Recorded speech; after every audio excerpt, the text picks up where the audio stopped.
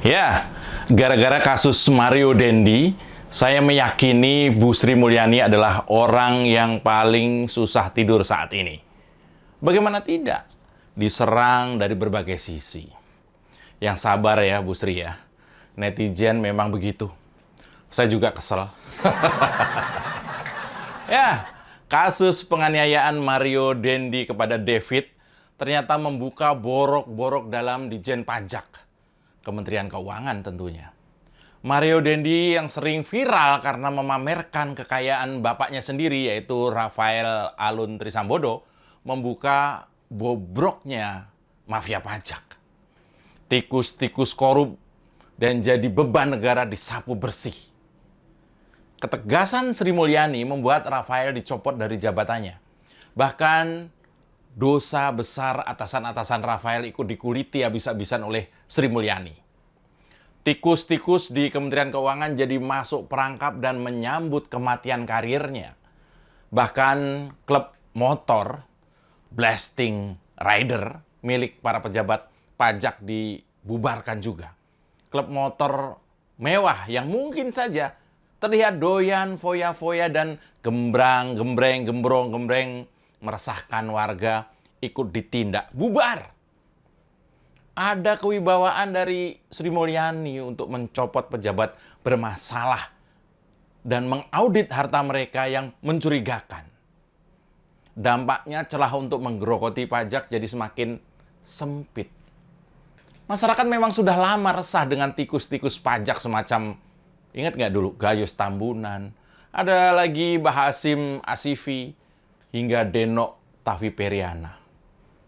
Tindakan bersih-bersih Sri Mulyani ini adalah capaian sejarah dalam Kementerian Keuangan selama ini. Sepanjang berdirinya Kementerian Keuangan. Para tikus-tikus pajak mungkin paling jarang disentuh. Uang yang unlimited ternyata bisa membungkam hukum. Tapi Sri Mulyani dengan berani memutus siklus ini. Ia bertindak tegas terhadap segala bentuk gaya hidup mewah-mewahan yang nggak masuk akal. Dan bikin rakyat jadi rugi, nyeri, sakit, dan jengkel setengah mati. Bu Sri Mulyani sedang sial. Tonton sampai kelar ya. Biar nggak ngaco kayak bapaknya Mario. Mau kemana kawan, tanpa arah tujuan, cari masalah rawan, urus saja masa depan. Halo kawan, jangan ikut Taliban.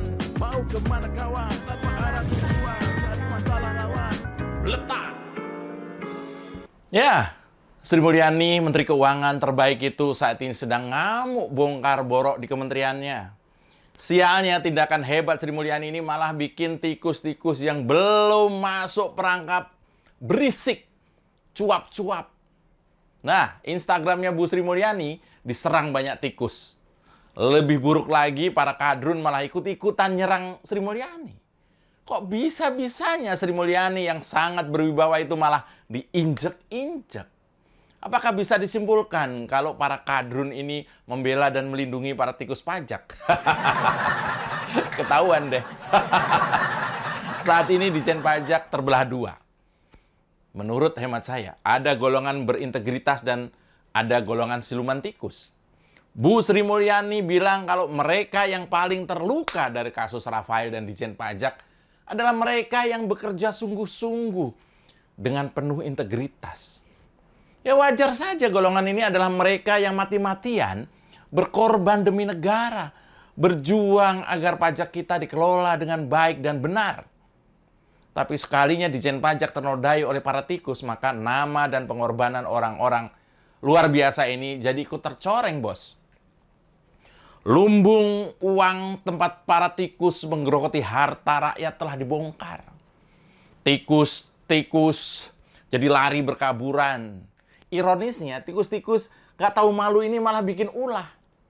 Akun bodong dikerahkan untuk menyerang Instagram Sri Mulyani.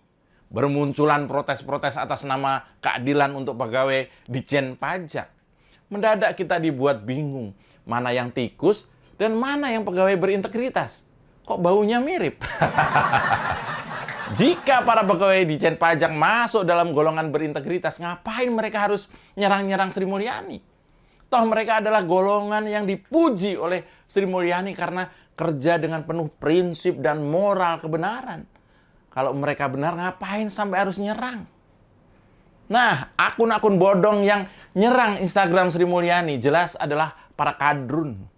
Coba lihat komentar-komentar ini. Mereka cuma giring opini publik untuk nggak percaya lagi dengan Kementerian Keuangan dan tindakan tegas Sri Mulyani ini. Ribuan komentar di Instagram Sri Mulyani banyak yang didasari kebencian, tuduhan, dan hasutan untuk nggak percaya kepada Kementerian Keuangan. Ini mah khas banget dengan kadrun. Mungkin ini bukti kalau serangan pada Sri Mulyani adalah serangan politis. Ribuan akun bodong dan buzzer dikerahkan untuk menjatuhkan Sri Mulyani. Virus kadrun yang ingin menjatuhkan Sri Mulyani ternyata menyebar di mana-mana. Gawatnya virus ini bisa dipakai para tikus untuk nyari aman. Karena kalau Sri Mulyani jatuh, tentu posisi mereka bakal aman. Dosa-dosa korup mereka nggak akan kebongkar. Menjelang 2024, kadrun-kadrun jelas pengen pemerintahan Pak Jokowi terlihat buruk. Jadi kadrun ini bakal nyari celah gimana pun caranya untuk ngejatuhin orang-orang benar seperti Sri Mulyani. Mereka pengen di akhir masa jabatannya, kasus Ditjen Pajak jadi salah satu landasan untuk mengklaim kalau pemerintahan Jokowi gagal. Padahal logika kasus ini sederhana. Sri Mulyani cuma pengen kandang tikus di Kementerian Keuangan hancur. Dia mengerahkan segala upaya. Dia mengerahkan segala daya. Dia mengerahkan segala resource untuk mengembalikan kepercayaan publik pada Ditjen Pajak. Dia juga mati-matian menindak tegas para tikus brengsek yang merugikan rakyat. Tapi kadrun tetap nggak melihat keberanian Sri Mulyani sebagai solusi bagi penyakit korup para siluman tikus pajak ini. Bagi para kadrun, Sri Mulyani tetap gagal dan untuk itu ia harus terus-terusan diserang. Seperti Rizal Ramli. Ribuan komentar bernada kebencian pada postingan Sri Mulyani soal klub motor mewah oknum Ditjen Pajak adalah ironi. Bisa-bisanya upaya tegas dan berani Sri Mulyani diserang dengan kebencian. Berarti sudah jelas bahwa mereka yang memusuhi upaya tegas Sri Mulyani cuma punya dua motif. Yang pertama ingin menjatuhkan Kementerian Keuangan dan Sri Mulyani, lalu yang kedua ingin melindungi para tikus-tikus pajak agar tak tertangkap dan masuk perangkap. Pada salah satu postingan Instagram terbarunya, Sri Mulyani menyemangati para pegawai Ditjen Pajak yang jujur dan bekerja hebat. Semangat ya, percaya diri lagi. Wong kita nggak ngapa-ngapain, kita nggak berbuat salah. Jadi nggak boleh kalian kalah ya. Hanya orang-orang salah yang membela dirinya dan menyerang orang lain atas dosa-dosanya. Serangan pada Sri Mulyani tampak sekali diorganisir dan dimobilisasi. Ratusan komentar penuh kebencian digunakan untuk menjatuhkan Kementerian Keuangan, Sri Mulyani, dan juga pemerintahan Jokowi. Kerjaan para kadrun memang sudah terkenal dari tahun 2017 sampai hari ini. Mereka memakai ribuan akun buzzer untuk jadi senjata andalan. Opini publik digoyang oleh kalimat kebencian dan serangan-serangan provokatif. Mereka merasa superior ketika ngata-ngatain pemerintahan Jokowi. Padahal itu bukti konkret kalau mereka nggak bisa ngapa-ngapain selain ngejek, membuli, dan menghina. Tapi seperti kata Sri Mulyani, orang-orang benar pada akhirnya nggak akan kalah. Dalam kondisi diserang, kadrun Sri Mulyani tetap kokoh dan teguh untuk bersih-bersih Kementerian Keuangan dari para tikus. Sri Mulyani nggak setitik pun gentar dan berubah.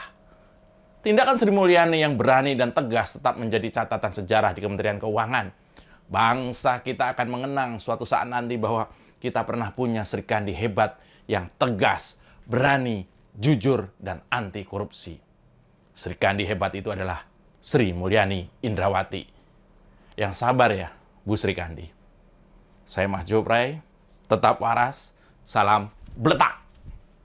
Mas Jopray.